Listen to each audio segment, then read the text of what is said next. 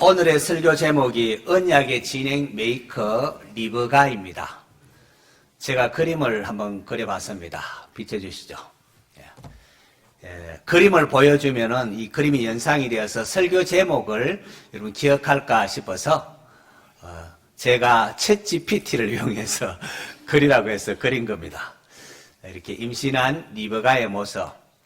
자, 여러분 설교 제목이 뭐라고요? 설교 마치고 난 다음에 설교 제목도 못 기억하는 사람이 많은데, 이제 그림 보면 이제 좀 그림을 떠올리면, 아, 그렇지. 언약의 진행 메이커 리브가지 좀 떠올릴까 싶어서 그려봤습니다.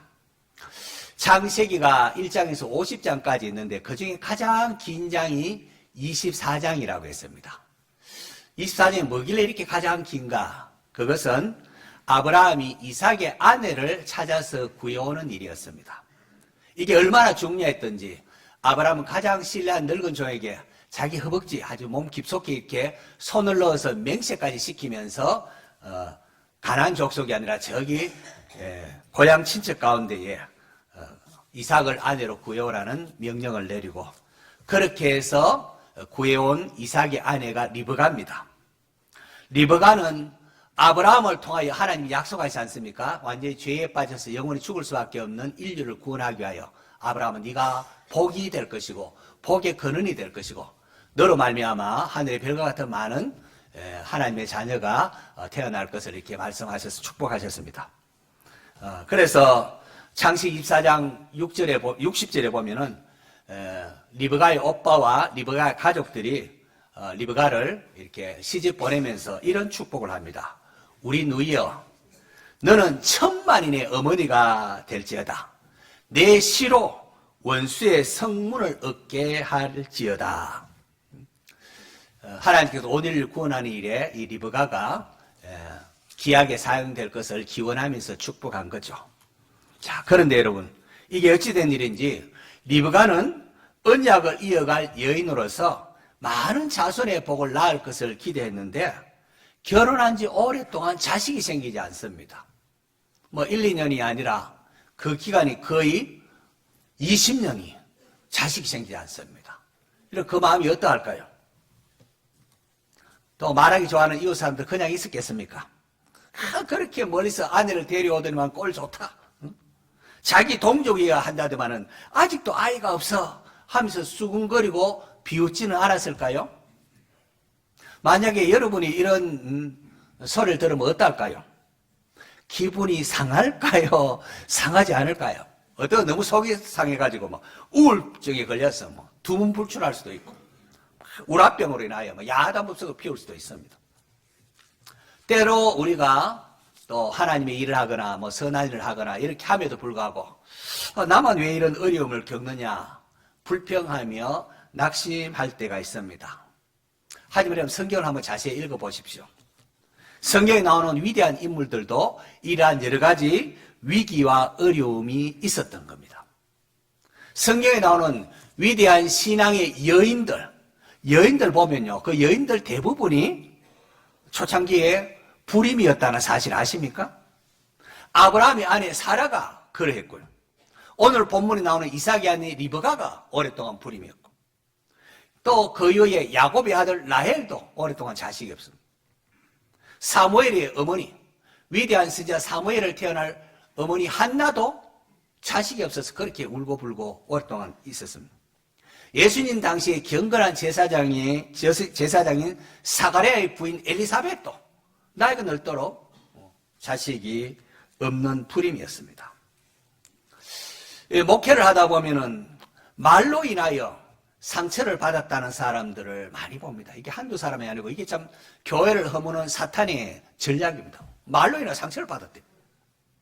그래서 저도 너무 속도 상하고 해서 벌써 10년도 더 되었네요. 2014년 하나님이 기뻐하시는 말만 하자 뭐 이래가지고 수화까지 하면서 이렇게 말 조심을 하자고 하나님 기뻐하시는 말만 하자 우리가 표현을 정한 적도 있습니다. 이솝우화 보면은 내가 무심코 우물에 돌을 던졌는데 우물 속에 있는 개구리에게 그것이 생명이 걸린 문제라는 것을 우리가 또 듣지 않습니까? 내가 던진 뭐 사소한 말 한마디, 뭐 잘난 척 한다, 뭐 한다, 이렇게 사소한 말 한마디가 상대방의 영혼을 죽고 살릴 수도 있습니다. 이게 말의 참 위력입니다. 자나깨나 말조심입니다. 그런데 우리가 살아가는 것이 그렇습니까? 살아오는 환경도 다르고 말하는 그것도 다르고 하다 보니까 나도 모르게 상대방에게 말의 상처가 돼요. 본의 아니게 상처가 되기도 하고 또 본의 아니게 상처를 받기도 합니다. 누군가로부터 상처가 되는 말을 들었을 때에 여러분 어떻게 합니까? 이불을 뒤집어 쓰고 밥도 못 먹고 속이 상해하면서 감옥에 그냥 막 콱 망해버리라 이렇게 저주하면서 그렇게 울부짖지는 않습니까? 참 교회를 허무는 이 상처되는 말들, 이런 상처되는 그런 의도를 안 했을지라도 또 본인은 또 오해해서 상처가 되기도 하지 않습니까? 아무튼 이런 상처되는 말을 들었을 때 여러분 어떻게 해야 합니까? 사무엘하 16장 12절 말씀을 꼭 암송하시라고 했는데 다 잊어버렸겠죠? 네, 다시 한번 더 읽어봅니다. 시작.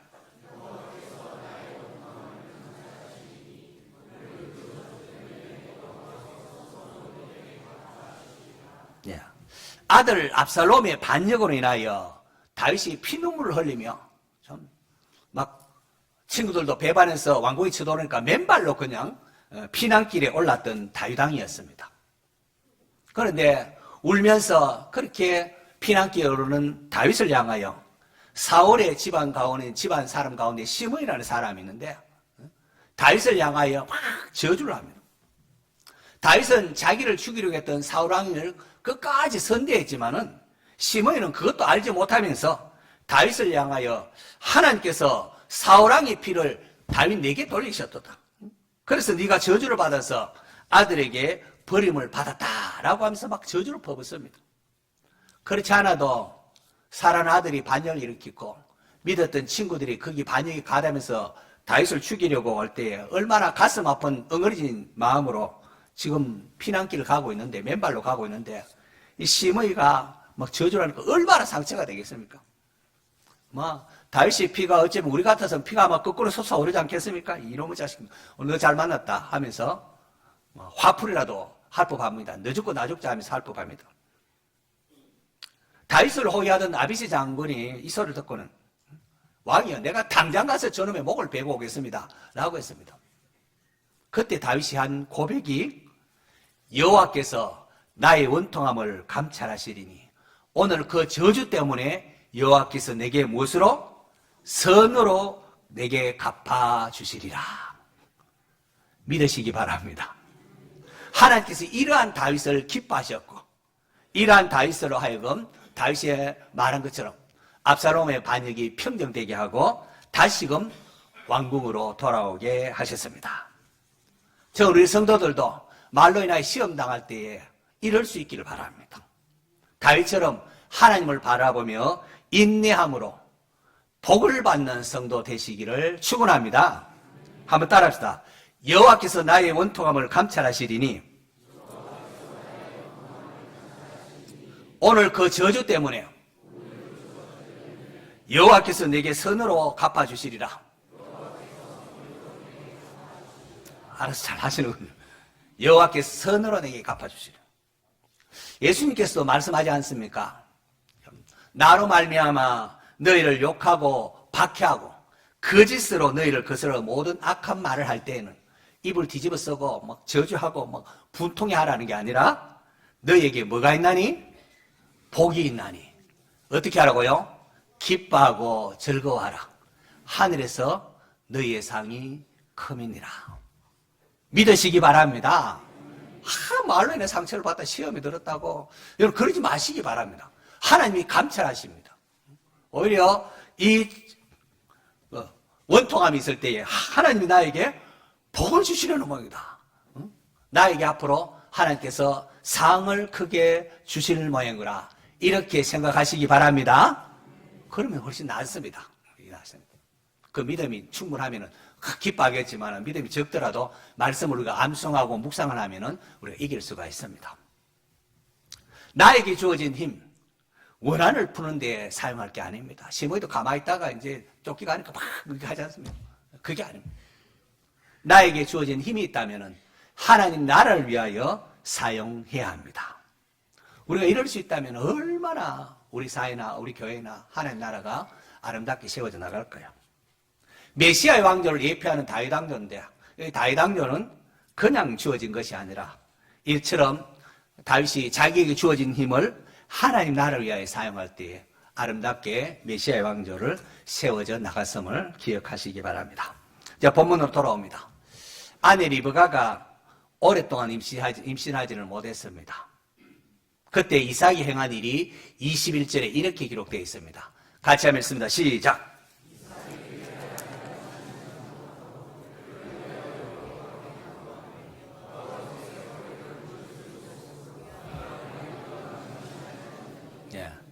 이삭은 아내 리브가가 임신하지 못하자 그의 아버지 아브라함처럼 첩을 취하지 않았습니다. 또 리브가가 자식 못 낳았고 아내를 탓하거나 비난하지도 않았습니다. 오히려 그녀를 위하여 아내를 위하여 강구했습니다. 이런 이삭이 자식이 없다는 것은 오늘 또 요즘 많은 불임 문제도 있게 해서 그냥 자식 낳지 못하는 불임이다. 그 정도가 거기에 그런 걸 뜻하는 게 아닙니다. 이것은 하나님께서 아브라함에게 주신 약속, 아브라함을 통하여 온 인류가 복을 받게 되는 이 하나님께서 아브라함 주신 약속이 성취되지 않음을 뜻하는 겁니다. 하나님이 아브라함에게 내 후손이 하늘의 별과 같이 많을 것이고 세상 모든 사람이 너와 내 자손으로 말미암아 복을 받으리라고 했는데요. 그런데 자식이 지금 없지 않습니까? 이 일이 어떡하냐고. 리브가 역시 이러한 하나님의 약속을 믿고 천만인의 어머니가 되겠다는 그런 마음으로 고향 친척을 버리고 멀리 이렇게 아브라함의 며느리가 되기 위해 온 것 아니겠습니까? 그런데 자식이 안 생깁니다. 1년, 2년. 한 5, 6년만 지나도 이게 얼마나 힘이 듭니까? 20년 동안 자식이 안 생깁니다. 그 마음이 어땠습니까? 이삭이 그의 아내를 위하여 여호와께 간구했다고 했는데 이 간구는 간청이라 말을 했습니다. 하나님 앞에 간절히 기도했다는 거예요. 그리고 여호와께서 이삭의 간구를 들으셨다라고 했는데 조금 원어적인 의미를 조금 더 풀어하면은 여호와께서 이삭의 간구에 감동되으셨다. 그런 의미를 담을 수 있습니다. 이삭은 하나님께서 주시지 않으면은 내 스스로 갖지 않겠다는 생각이 있었던 것 같습니다. 그래서 인간의 기회를 만들어내지 않습니다. 그래서 리브가의 태를 열어주시기까지 인내하면서 하나님께 간청한 겁니다. 이건 놀랍지 않습니까? 아브라함과 사라는 하나님 약속이 속히 이루어지지 않자 다른 방법을 깨를 생각해서 애굽 여인 하가를 통하여 자식을 낳았습니다. 그러나 이삭은 그렇게 하지 않았습니다. 하나님께서 이러한 이삭의 간구에 마음이 감동되셔서 그의 기도의 응답으로 리브가를 잉태케 하셨습니다. 할렐루야. 하나님께서는 하나님이 일을 하실 때에 성도들의 기도를 통하여 하십니다. 우리가 어떤 일을 앞둘 때 먼저 기도해야 되는 게 이렇습니다. 하나님께서 하시지만은 우리가 기도할 때에 기도의 응답을 통하여 하나님께서 구원 사역을 이루어 가신다는 겁니다. 자, 하나님께서는 이삭의 기도에 응답하여 리브가로 하여금 잉태하는 복을 주는데 오늘 우리도 살아갈 때에 하나님을 해야 될 여러 가지 일들이 있고 또 샤론 잔치에 전도 대상자 초청도 해야 되고 또 뭐 여러 가지 또 삶이 어려움이 있고 할 때에 빨리 잘 이루어지지 않는다고 낙심하지 말고 항상 기도에 힘쓰는 성도 되시기를 바랍니다. 자, 이삭의 아내가 이렇게 이제 리브가가 임신하게 되는데요. 또 문제가 생깁니다. 뱃속에 상태가 있는 것 같은데 뱃속에서 이 둘이가 서로 싸우는 겁니다. 그래서 이번에는 리브가가 하나님께 기도합니다. 이럴 경우에는 이럴 경우에 내가 어찌할꼬 하면서 하나님께 가서 묻습니다. 자꾸 하나님께 묻는 습관 기르시기 바랍니다. 이 참 이삭과 리브가의 모습이 아름답지 않습니까? 아내를 위해서 기도하고 아내도 하나님 앞에 묻고. 자, 리브가가 하나님께 물었을 때에 하나님께서 그녀의 복중의 아들에 대한 하나님의 계획을 알려주십니다. 두 민족이, 두 국민이 내 태중에서 있는데, 복중에서부터 이제 나누어질 것인데, 큰 자가 어린 자를 섬기리라고 합니다. 이 말은 당시는 상당히 충격적인 내용입니다. 고대 근동 문화에서는 뭐니 해도 장자가 축복을 받고 권리를 가지는 것이 기본적인 질서였습니다. 하지만 하나님의 이 말씀은 장자 에서가 아니라 동생 야곱을 통하여 하나님의 약속의 계보를 이어갈 것이라고 말씀한 겁니다.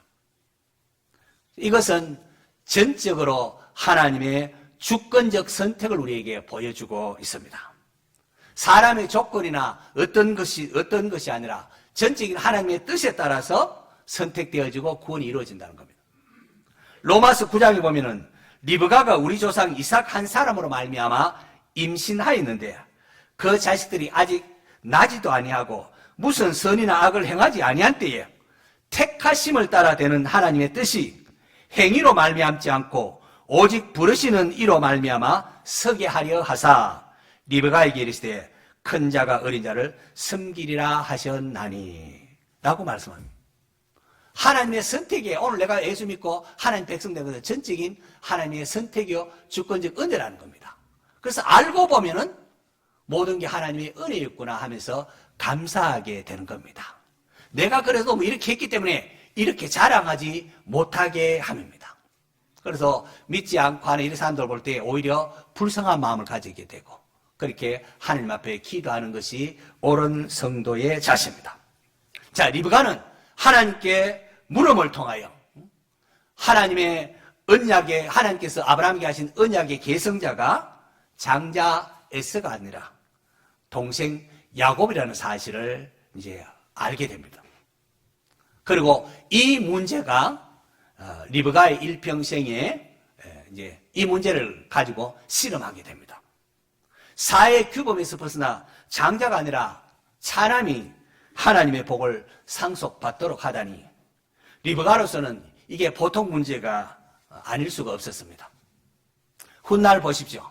아버지 이삭은 장자를 사는 그래도 장자에 대한 남다른 애정을 가집니다.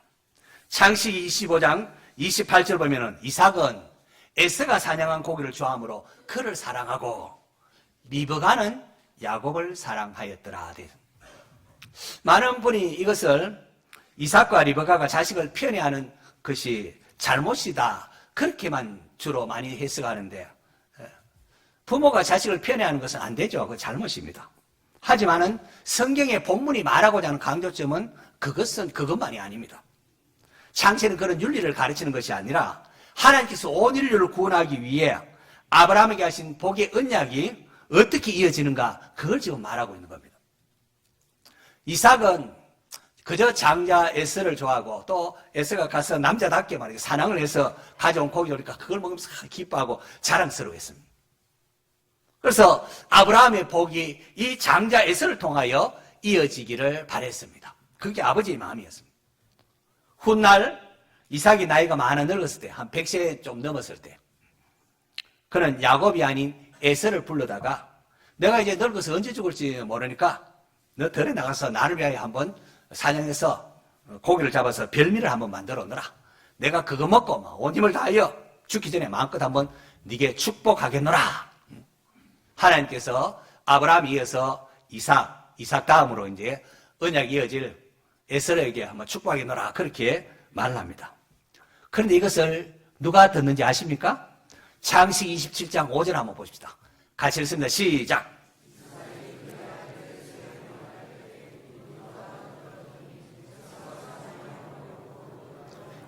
이삭이 그의 아들 에서에게 말할 때 누가 들었다고요?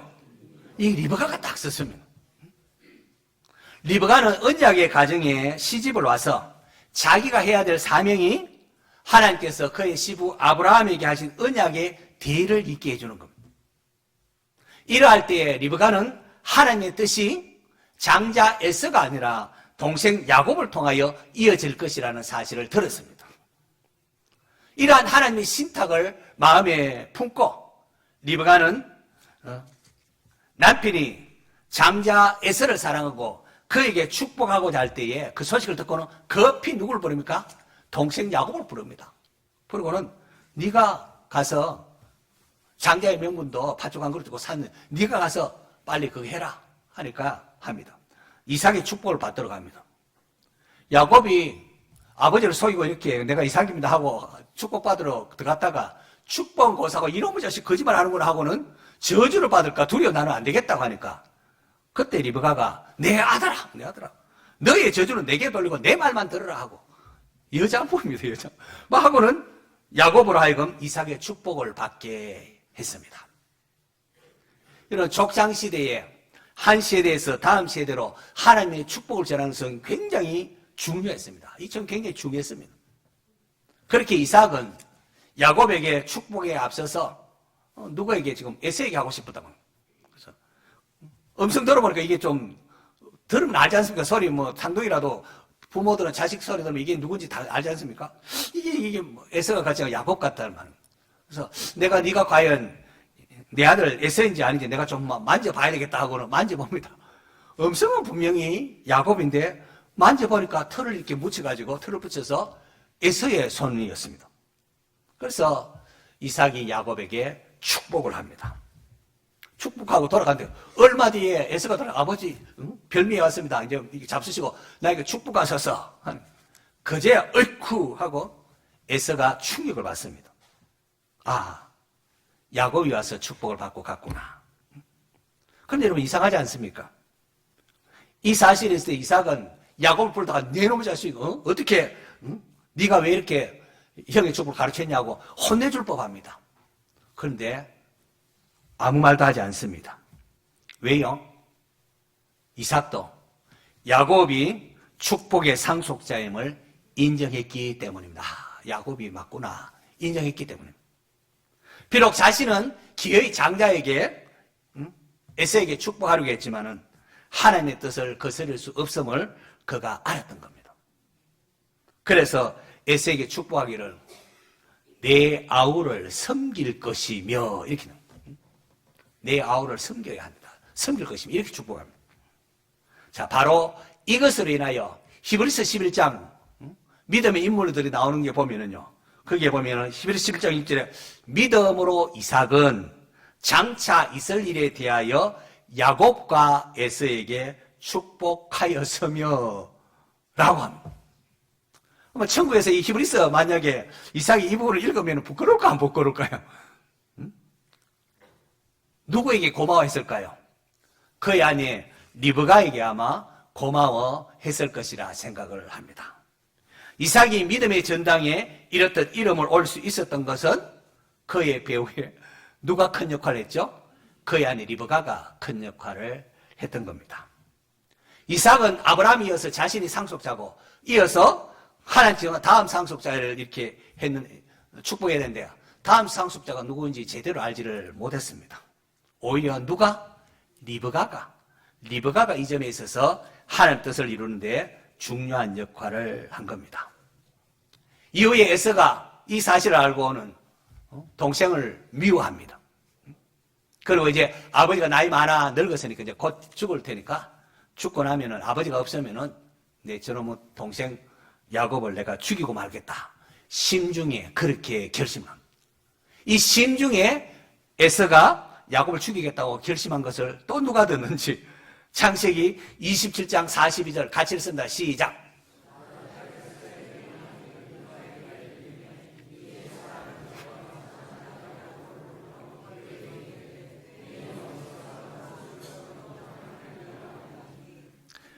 에서가 동생 야곱을 죽이겠다고 심중에 말한 이것을 누가 들어요? 심중에 했는데도 마음으로 내가 저놈 죽이겠다 했는데 그걸 누가 듣는 걸? 리브가에게 들리매. 여러분 성경은 이것을 통하여 다시금 언약의 진행 메이커로서 리브가의 역할을 강조하고 있습니다. 앞에 리브가가 왜 그렇게 소개를 자세히 소개하고 강조되는지 아시겠습니까? 리브가는 야곱을 보호하기 위하여 이 언약의 계승이 야곱을 통해 온 민족이 복을 받게 되었습니까? 야곱을 보호하기 위하여 남편을 이삭을 설득합니다. 에서가 가나안 족속 이방인의 딸들과 이렇게 결혼했는데 이 야곱만큼은 자기 동족에 있는 바단 아람으로 보내서 하란에 있는 라반의 딸들 중에 리브가의 오빠가 되겠고 야곱의 외삼촌 되겠죠. 라반의 딸들 중에서 아내를 맞이하도록 하자고 그렇게 남편을 설득합니다. 빨리 보내갖고 에서로부터 죽임을 피해서 빨리 저쪽으로 보내서 그렇게 하자고 합니다. 이에 이삭이 야곱을 바단 아람으로 보내며 이삭이 야곱에게 다시금 축복합니다. 그 축복 내용이 놀랍습니다. 28장, 창세기 28장 3절, 4절. 같이 읽습니다. 마지막으로 시작!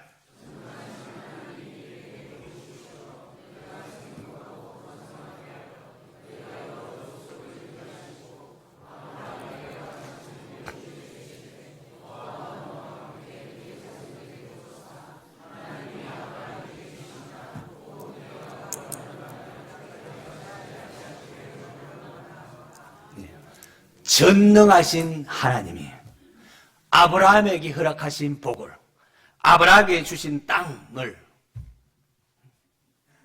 이삭은 멀리 길을 떠나는 야곱을 축복하면서 야곱의 심중에 하나님의 호칭을 새겨둡니다. 어떤 하나님? 전능하신 하나님께서. 그래서 여러분, 전능하신 하나님께서 내게 복을 주시리니 라고 합니다. 우리가 믿는 하나님은 어떤 분이십니까? 전능하신 하나님이십니다. 할렐루야. 이 사실 놀랍지 않습니까? 우리 하나님은 전능하신 분이십니다. 그러니까 어떤 상황 속에서도 낙심하지 말아야 할 것은 우리가 믿는 하나님은 어떤 분? 전능하신 하나님이십니다. 이제 아들 야곱이 800마일이나 멀리 떨어진 바단 아람으로 가게 될 것입니다. 과연 그곳에서 외삼촌의 딸들 가운데 아내를 얻게 될 것일까요? 형 에서를 피하여 혈혈단신 도망가는 야곱, 누구를 의지해야 할까요? 이삭은 아들 야곱에게 전능하신 하나님께서 내게 복을 주신다는 것을 가르치고 있습니다. 이것은 오늘 우리에게도 마찬가지입니다. 우리가 살아가는 죄악된 세상, 부조리가 있고 험악한 세상, 누가 우리를 지키고 보호해 줄 수 있을까요? 누가 우리의 자녀들을 지키고 복 주실 것입니까? 주일을 맞아 전능하신 하나님을 예배하며 그분께 우리와 우리의 자녀들의 삶을 맡길 수 있기를 바랍니다. 내가 믿는 하나님은 전능하신 하나님, 그분께서 나를 지키신다. 그분께서 우리의 자녀들을 돌봐주신다. 이런 믿음이 있어야 됩니다. 그래서 전능하신 하나님 내게 복을 주신다고 말하고는, 그리고는 이삭이 아브라함에게 허락하신 복을 야곱아 하나님께서 내게 주신다. 아브라함에게 허락하신 복을 내게 주신다 하면서 하나님의 언약의 자손이 야곱아 바로 너란다. 그렇게 지금 말하고 있는 겁니다. 야곱임을 인정하면서 다시금 축복하는 이삭의 모습을 볼 수 있습니다. 이렇게 해서 야곱은 바단 아람을 향하여 떠나갑니다. 이후에 리브가는 더 이상 성경 역사에 등장하지 않습니다. 리브가에 대해 성경이 얼마나 강조하고 이 리브가에 대해서 설명까지 했는데 이렇게 중요하게 취급되고 있던 이삭의 아내 리브가가 언제 죽었는지도 모릅니다. 더 이상 성경이 나오지 않습니다. 이것으로서 리브가의 역할은 다 했기 때문에 그렇습니다. 리브가의 역할은 하나님으로부터 받은 신탁인 아브라함에게 하신 약속의 복을 이삭에 이어서 야곱에게 전달하도록 하는 것이 그에게 주어진 인생의 사명이었습니다. 그래서 그 일을 했을 때 이제 더 이상 성경 역사에서 사라집니다. 이제 말씀을 좀 정리합니다. 리브가는 하나님께서 온 인류를 구원할 아브라함의 언약의 대를 잇기 위하여 선택된 믿음의 여인이었습니다. 이게 너무 중요하기 때문에 창세기 가장 긴 장 24장에 걸쳐서 설명합니다. 그런데 어찌된 일인지 이렇게 이삭의 아내로 리브가를 이렇게 데려왔는데 20년 가까이 자식이 없습니다. 그때 이삭과 리브가는 어떻게 합니까? 서로를 탓하거나 축첩과 같은 이방인의 풍습을 따르지 않았습니다. 이삭이 그의 아내를 위하여 하나님 앞에 간청했고 또 문제가 있을 때에 또 리브가도 자기의 복중에 있는 아이들을 사올 때 하나님께 물었습니다.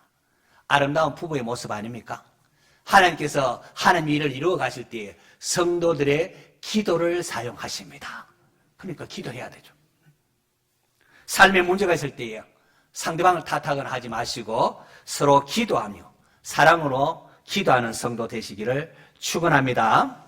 리베카가 자기 복중에 있는 아이를 위하여 기도할 때 하나님께서 그녀에게 신탁을 허락하셨습니다. 여러분, 우리의 자녀 역시 내 자녀이기 이전에 하나님의 자녀이심을 기억하셔야 됩니다. 하나님께서 나에게 맡기신 자녀를 양육하는 이것도 우리에게 주어진 큰 사명 아닙니까? 그때에 내 욕심으로, 부모 욕심으로 뭐하면 돈 많이 번다 이런 내 욕심 가지고 자녀를 이끌 것이 아니라 하나님께 우리 자녀에게 원하시는 것이 무엇일까 여러분 기도하시기 바랍니다. 그리고 하나님께 우리 자녀 주신 재능이 뭔가 그 재능을 잘 개발할 수 있도록 기도하고 도울 수 있기를 바랍니다. 그래서 하나님께 영광 돌리는 그런 삶을 우리 자녀들이 살 수 있도록 여러분이 기도하고 노력해야 하겠습니다. 아브라함과 이삭과 야곱으로 이어지는 하나님의 언약의 계승에서 리브가는 오히려 이삭보다 하나님 뜻을 더 잘 살폈고 또 대담했습니다. 비록 뭐 인간적인 부분이 없는 것은 아니지만은 중심만큼은 하나님의 약속과 축복의 가치를 소중히 여겼습니다. 그래서 멀리 여기까지 이사도 왔고 하나님의 언약을 이루는 일에 있어서 네 저주를 내게 돌리라 하면서까지 그렇게 야곱을 하여금 이삭의 축복을 받도록 한 거죠. 그리하여 리브가는 천만인의 어머니로서 오늘 우리가 본받아야 할 위대한 여인으로 우뚝 서 있는 겁니다. 오늘 저와 여러분은 이 시대에 하나님과 관계에서 어떠한 사명을 위하여 태어난지, 어떠한 사명이 우리에게 주어졌는지, 그 일을 또한 내가 어떻게 행하고 있는지, 여러분 이 설교를 통해 여러분 삶을 한번 조명해 볼 수 있기를 축원합니다.